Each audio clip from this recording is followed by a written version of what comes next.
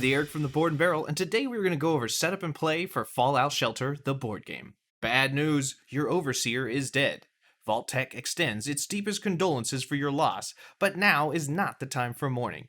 As the ranking officers of your vault, it is your responsibility to manage the vault and assign your dwellers while competing to win the most happiness points in order to get elected the new Overseer. What's in the box? 30 room cards, 5 elevator cards, 31 item cards, 18 threat cards, 2 dice, 4 resource trackers, 72 resource cubes, 28 dwellers, 42 happiness tokens, and 1 first player token. Game setup. Step 1. Build the vault. Locate the elevator and 6 rooms with red backs and arrange them as indicated. Wasteland, vault door, vault entrance, elevator, water treatment, diner, and power generator. Step 2. Choose colors. Each player chooses a color and adds the elevator of the matching color to the vault in a column in any order. Then, each player takes the resource tracker and 2 dwellers of their chosen color, leaving the other dwellers in the game box. Note, dwellers in front of you are referred to as your available dwellers. Step 3. Create supply. Separately, shuffle the item deck, threat deck, and remaining rooms and place each deck of cards above the vault as indicated. Step 4. Create tracks. Draw 3 items and place them face up to the left of the item deck. This is the item track. Draw 3 rooms and place them face up to the right of the room deck. This is the room track. Step 5. First player. The player who was most recently underground takes the first player token. And now you're ready to start playing. The game is played over a number of rounds, each round consisting of 3 steps. 1. Spawn threats. Threat cards are spawned in the vault. This step is skipped in the first round, so we'll explain just how that works in a bit. 2. Place dwellers. Starting with the first player, you each take turns placing 1 dweller on any available space in the vault. You continue taking turns in clockwise order until each of you is out of dwellers or has passed. Once you pass, you cannot play again that round. On your turn, you take one of your available dwellers and place them on a space in the vault. You cannot place a dweller on a space that already contains a dweller, or on a space from one of the rooms in the room track. Those don't count. To place a dweller, you must first pay all costs shown in red above the space. Then, from left to right, you gain each reward listed in green above the space. Income. When another player places a dweller on a space in a room on your level of the vault, you may gain 1 resource of your choice from the supply. However, you do not gain this income if they go to a space on a threat in your level. 3. Recall dwellers. Recall all of your dwellers by removing them from the vault and placing them in front of you again. Then, begin the next round. Threats. At the start of each round after the first, threats are spawned in random locations around the vault. For each level of the vault, starting with the top, roll both dice and add together the results to determine where a threat spawns on that level. Each column of spaces is labeled with a number, listed next to each space in the top level. To spawn a threat, draw the top card of the threat deck and place it over the space in the column corresponding to the dice results. If there is not a room in that column, if there is already a threat card in that space, or if you roll a 7, no threat is spawned on that level this round. A threat card on a space replaces that space, its cost, and its reward until the threat card is removed. And now go back to step 2, place dwellers. Let's go over what each symbol means. Resources. Energy, food, water, and wild. For each of these icons on the space, you gain 1 resource of the corresponding type. Take a resource cube from the supply and place it in the matching resource track. If there is no more room in the track, there are 6 max per track, you cannot gain any more of that resource, and that cube is lost. When you need to pay a resource, it will appear in red above the space. Return that many cubes from the corresponding track to the supply. The question mark is a wild, and represents a resource of your choice. Note, happiness is not actually a resource. Happiness. For each of this icon on the space, you gain 1 happiness. Take a happiness from the supply and place it in front of you. The player with the most happiness at the end of the game is elected as the new overseer of the vault, and is the winner. Exchanging. If this icon is on the space, you do not gain the resources shown with it as normal. Instead, you may pay the resources shown on one side of this icon to gain the resources shown on the other side. You can do this as many times as you'd like during the turn. Items.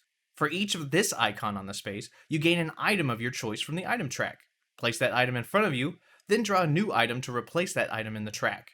Each item grants you a bonus or ability that you can use at any time while it is in front of you, or when specified by the card. Ready and exhausting cards. Most items have abilities that require you to exhaust the item to use it. To do this, turn the card 90 degrees to be on its side. An exhausted item cannot be exhausted again. At the end of each round, you ready all of your exhausted items by turning them 90 degrees to be upright again. New dwellers. For each of this icon on the space, you gain one new dweller for the remainder of the game. Take a dweller of your color from the game box and place it directly on the icon. When you recall your dwellers, this dweller will also be recalled and will be available to place on future turns. Note, you cannot have more than 7 dwellers. First player icon. If this icon is on the space, you gain the first player token. You will take the first turn in the next round. Building rooms. For each of this icon on the space, you choose a room from the room track to build in your level of the vault. A level of the vault is a horizontal row of rooms stretching out to either side of an elevator. The elevator card matching your color indicates which level of the vault you own. Only you can place a dweller in the elevator matching your color. To build a room, take its deck from the room track and place it in your level of the vault. Then, draw a new room to replace that room in the track. The room must be placed in your level immediately next to your elevator or next to a room you have already built. You cannot have more than 3 rooms on either side of your elevator.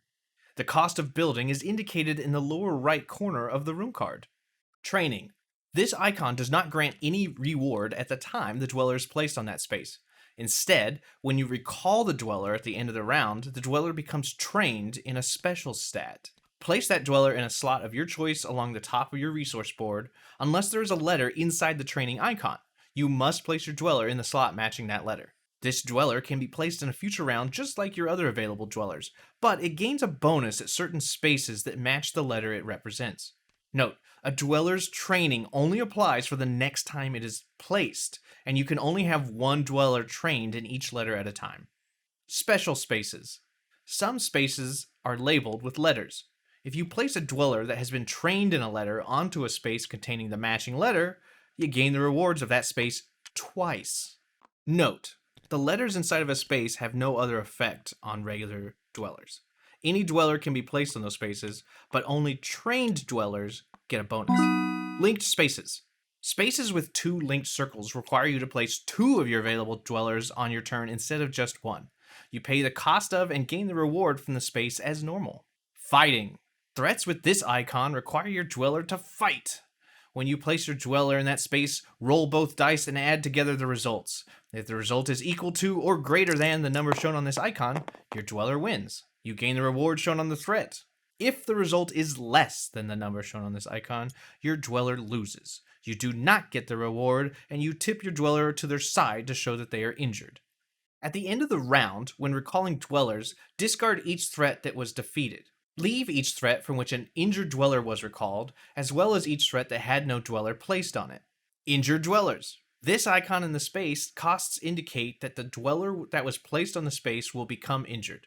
When a dweller is injured, tip them on their side. They remain tipped until they are healed. Injured dwellers cannot be placed on normal spaces. Healing. This icon indicates that you heal the dweller in that space. Stand them back right side up. They are no longer injured.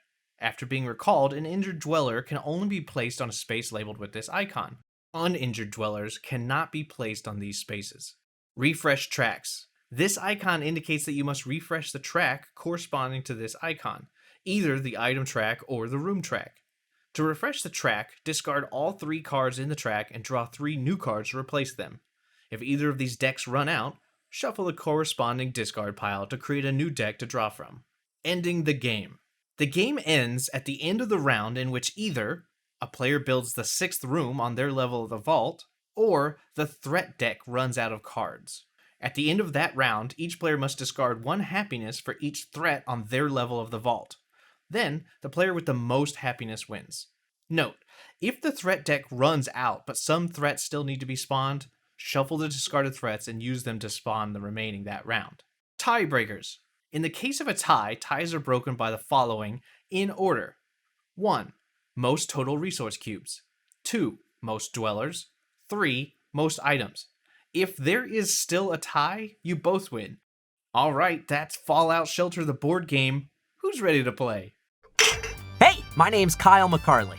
I'm a voice actor by trade, but board games are one of my favorite hobbies. If you like board games, you should check out The Board and Barrel every Friday night at 7:30 Pacific on twitch.tv/Kyle McCarley, where me and my buddies play board games.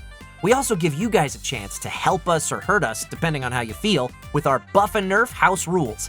And we have virtual bingo cards you can fill out while you're watching the show. It's a good time. Hope to see you there.